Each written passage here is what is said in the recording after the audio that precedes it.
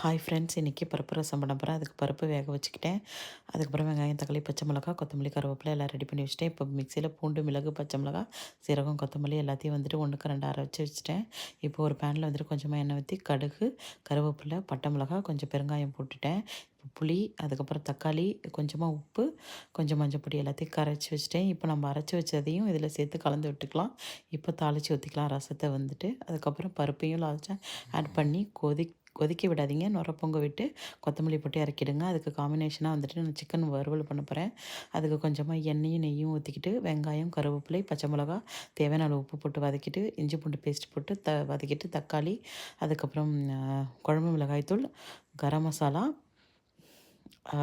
தனி மிளகாய்த்தூள் எல்லாத்தையும் போட்டு நல்லா வதக்கி விட்டுட்டு கொஞ்சமாக தண்ணி ஆட் பண்ணி பச்சை வேகம் போகிற வரைக்கும் வேக வச்சுருங்க.